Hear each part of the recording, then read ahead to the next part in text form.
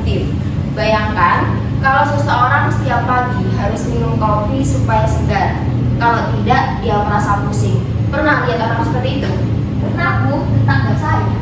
Bagus, Ellen, itu termasuk contoh nyata. Kalau Nadila, bagaimana dengan keluargamu? Ayah saya Bu, kalau tidak minum kopi kepalanya pusing.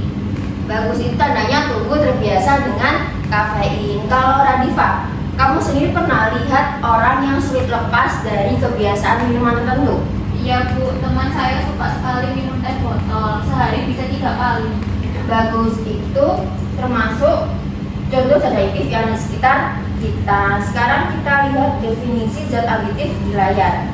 Jadi, zat aditif sendiri adalah zat yang jika dikonsumsi terus-menerus dapat mengakibatkan ketergantungan. Lanjut kita lihat gambar di layar. Gambar apa yang kalian lihat? Gambar rokok, kopi, minuman energi Bu. Bagus, ada yang pernah lihat di rumah? Ayah saya suka minum kopi Bu. Bagus, Radifa, itu termasuk contoh nyata dalam kehidupan sehari-hari. Nah, kira-kira apa dampaknya kalau kita minum kopi terlalu banyak? Jantung berdebar, susah tidur dan juga pusing Bu. Bagus, Ellen. Ada yang pernah merasakannya? Ya Bu, kalau minum kopi di malam hari jadi susah tidur. Bagus, itu termasuk salah satu efek zat aditif yang bisa mengganggu pola tidur. Anak-anak, ibu punya teman di mana dia itu setiap hari selalu minum 3 gelas kopi.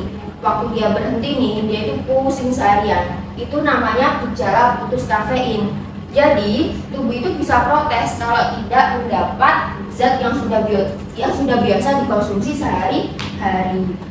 Nah, coba siapa di antara kalian yang bisa mengulang apa itu zat aditif dengan kata-katanya sendiri? Saya Bu, Ya, zat yang kalau dikonsumsi terus-menerus bisa bikin ketagihan. bagus Angela. Kalau Ellen, menurutmu coklat itu juga bisa dari zat aditif nggak? Bisa Bu, kalau kebanyakan bikin ketagihan juga. Bagus Ellen. Kalau Radifa, apa contoh zat aditif yang ditemukanmu? Rokok Bu, banyak orang tua yang merokok. Sekali anak-anak. Sekarang ibu beri waktu 3 menit. Silakan diskusikan dengan teman sebangku kalian. Tuliskan minimal 3 contoh zat aditif yang ada di lingkunganmu yang kalian ketahui dan dampaknya baik kesehatan tubuh. Paham anak-anak? Paham Bu. Kalau sudah paham bisa langsung dikerjakan.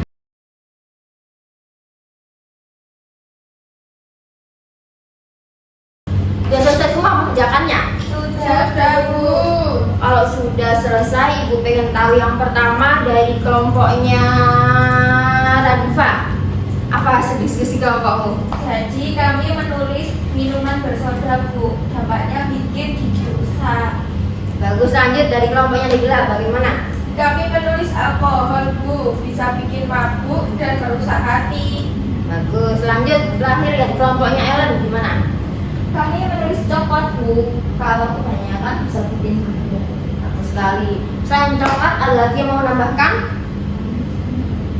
Permen Bu. Betul ya, betul ya. Jadi banyak makanan dan minuman yang di sekitar kita yang bisa mengakibatkan ketergantungan. Sekarang coba bandingkan mana yang lebih berbahaya, alkohol atau coklat? Alkohol Bu. Terus tadi anak-anak. Jadi zat aditif itu dekat dengan kehidupan dekat dengan kehidupan kita sehari-hari. Sekarang coba siapa lagi yang mau menyebutkan contohnya? Saya, Ya, teh kemasan Bu. bagus, ada lagi? Saya Bu, Ya, kopi instan. ada lagi? Saya Bu, Ya. minuman berenergi Bu. Betul. Jadi zat aditif itu jika dikonsumsi berlebihan dapat mengakibatkan ketergantungan.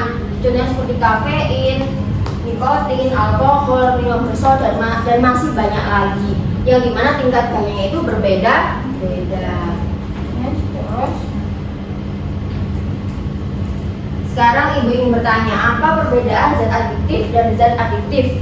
Ya, Ya, Syifa.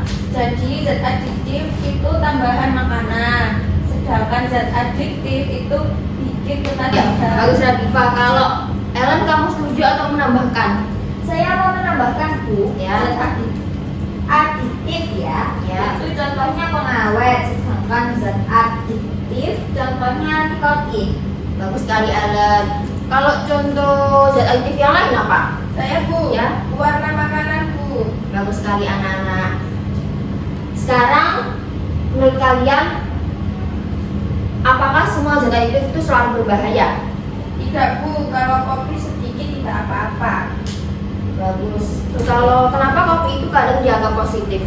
Karena bisa bikin semangat Bu. Terus sekali kalau begitu apakah kopi itu selalu buruk?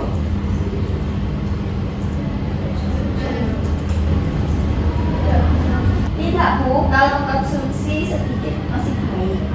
Betul sekali. Sekarang Mengapa? mengapa pemerintah itu memberikan peringatan rokok itu membunuhmu yang ada di bungkus rokok? Supaya orang takut Bu. Bagus. Ada lagi mau nambahkan? Supaya orang berhenti merokok Bu. Betul. Kalian rasa ini efektif nggak caranya? Kurang Bu, karena banyak yang tetap merokok. Kalau gitu menurut kalian cara yang lebih efektif gimana? Bisa bikin kampanye di sekolah Bu. Terus, Membatasi iklan rokok Bu. Arifah, Membuat aturan kawasan bebas rokok Bu. terus luar biasa. Jadi kalian berani berpendapat, memberikan ide dan juga solusi tepuk tangan. Oke anak-anak lanjut. Ibu pengen tahu apa yang kalian lakukan jika misal teman kalian mulai rokok. Apa yang kalian lakukan? Saya akan menasehatinya Bu. Bagus Nabila. Cara lain saling menasihati bagaimana? Saya Bu, ajak ikut olahraga supaya lupa merokok. Bagus. Enak lagi? Saya Bu, ajak dia ikut kegiatan ekstrakurikuler Bu supaya sibuk. Betul anak-anak. Sekarang buat kalian Mana yang paling berbahaya? mana yang lebih bahaya? Rokok, alkohol, atau kopi berlebihan? Dan alasannya apa? Alkohol Bu, karena merusak organ. Ada lagi? Rokok Bu, karena banyak yang meninggal. Ada lagi Alan? Kopi berlebihan juga Bu, bikin jantung berdetak. Terus semua anak-anak. Jadi setiap zat aditif itu punya bahaya masing-masing tergantung jumlah dan cara kita mengkonsumsinya. Yang penting adalah kita selalu bijak dan tidak berlebihan.